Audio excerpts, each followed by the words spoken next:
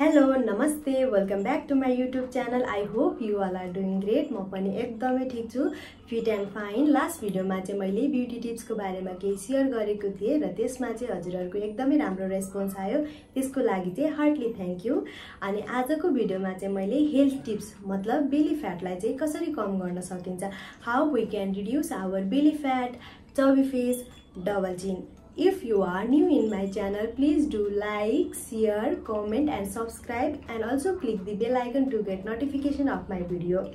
Belly fat लाई चाहिँ homemade तरिकाले कम गराउन सकिन्छ। यदि हजुरहरुले मैले भनेको इन्ग्रेडिएन्ट लाई चाहिँ फलो गर्नुहुन्छ भने मैले भनेको कुरालाई चाहिँ फलो गरेर 1 मन्थ सम्म हिँड्नुहुन्छ भने हजुरहरुले आफ्नो बडीमा आफै चेन्जेस पाउनु हुनेछ। बेली फ्याट कसरी रिड्युस गर्न सकिन्छ, कसरी कम गर्न सकिन्छ त्यसको बारेमा भन्छु र त्यो चाहिँ होममेड आफ्नो घरमै सजिलो तरिकाले बनाएर पिउन सकिन्छ र त्यो पिउनका साथसाथै हामीले चाहिँ डाइट फलो गर्नुपर्छ। कस्तो डाइट भन्नाले बाहिरको जंक फुडहरुलाई चाहिँ सकेसम्म अभोइड गर्ने, ओइली फुडहरुलाई पनि अभोइड गरेर अनि त्यसपछि मसलाहरु धेरै भएको खानेकुराहरु नखाने, ग्रीन भेजिटेबलहरुलाई धेरै फलो गरेर अगाडि जानुपर्छ। बेली फ्याटलाई कम गराउनका लागि चाहिँ के चाहिने रहेछ आउनुस देखाउँछु म।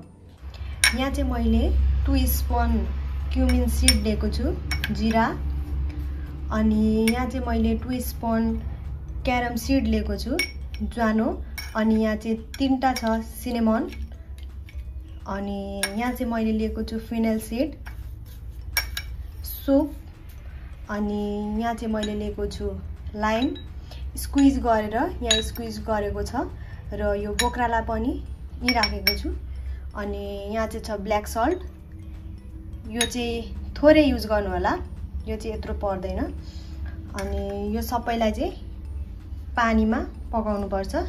यहाँ मैले हाफ लिटर पानी बसालेको छु र यसमा चाहिँ मैले यो क्युमिन सीड सबैलाई यहाँ हाल्दिन्छु।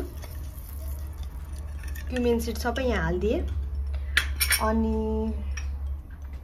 यहाँ क्यारम सीड र सिनेमनलाई पनि हाल्दिन्छु। त्यसपछि यहाँ फिनेल सीडलाई पनि यहाँ हाल्दिन्छु, सोपलाई, अनि यो अघि स्क्विज गरेर राखेको लेमनलाई पनि यहाँ राख्दिन्छु, बोक्रै शुद्ध। अनि सल्ट चाहिँ हजुरहरुले ठिक्क राख्नुपर्ने हुन्छ, यति जति राख्दिन्छु म। अलिकता यति जति राखेर यसलाई मिक्स गर्नुपर्छ, अनि यसलाई चाहिँ 10 मिनेट जति पकाउनु पर्छ। हाफ लिटर पानी चाहिँ सुकेर यसको ठ्याक्कै हाफ हुनुपर्छ, हाफ लिटर पानीको पनि हाफ हुनुपर्छ। यो चाहिँ मजाले पाकोस्, यसलाई चाहिँ मैले पाक्नलाई छोड्दिन्छु। 10 मिनेट पछि चाहिँ कस्तो हुन्छ म देखाउँछु है त। यसरी उम्लिरहेको छ, यसलाई चाहिँ 10 मिनेट सम्म उम्लिनलाई छोड्नुपर्छ, अनि यो पाकिसकेपछि चाहिँ हामीले यसलाई हजुरहरुले चाहिँ अलि धेरै यसलाई पकाएर अलि धेरै पानीमा पकाएर स्टोर गरेर राख्दा पनि हुन्छ फ्रिजमा। मैले चाहिँ आजको लागि मात्रै युज गर्नलाई पकाइरा छु। स्टोर गरेर हजुरहरुले 5 दिनसम्म लिदा पनि हुन्छ। 10 मिनेट पछिको रिजल्ट चाहिँ यस्तो छ। यतिको भइसकेपछि चाहिँ ग्यासलाई अफ गरिदिदा हुन्छ। म ग्यासलाई अफ गरिदिन्छु र ग्यासलाई अफ गरिसकेपछि चाहिँ यसलाई सेलाउन राखौं एकछिन, अनि त्यसपछि यो सेलाइसकेपछि चाहिँ म चिया छान्नीले छानेर अनि गिलासमा हालेर म यसको टेस्ट गरेर पनि हजुरहरुलाई भन्छु यसको टेस्ट चाहिँ कस्तो हुन्छ भनेर। एकछिनलाई चाहिँ वेट गर्नु होला है त। यसलाई चाहिँ मैले पकाएर लिएर आइसके र यो सेलाइ पनि सक्यो र यो कस्तो छ म टेस्ट गरेर हजुरहरुलाई भन्छु है त।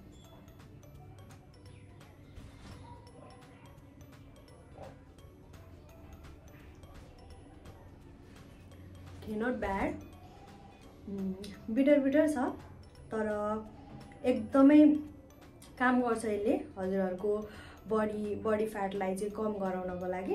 त्यही भएर यो चाहिँ मर्निङ टाइममा हजुरहरुले धेरै पनि पिउनु पर्दैन, यति नै यो कपमा देखाए जति नै हजुरहरूले पिउनु भयो भने चाहिँ एकदमै राम्रो हुन्छ। अनि यो चाहिँ बिहान खाली पेटमा पिउनु होला। यदि हजुरहरूले धेरै बनाएर राख्नु भएको छ भने चाहिँ स्टोर गरेर राख्नु भएको छ भने चाहिँ भोलिपल्ट फेरि एकचोटि उमालेर मात्र पिउनु होला। त्यसले चाहिँ एकदम हेल्दी गराउँछ हजुरलाई। अघि भिडियोमा मैले टेस्ट गरेर पनि देखाइसकेर त्यसको टेस्ट चाहिँ मिठो छ। हजुरहरूले पनि रेगुलर बेसिसमा युज गर्नुभयो भने एकदमै राम्रो हुनेछ र त्यसको रिजल्ट चाहिँ कस्तो आउँछ मेरो कमेन्टमा भनिदिनु होला।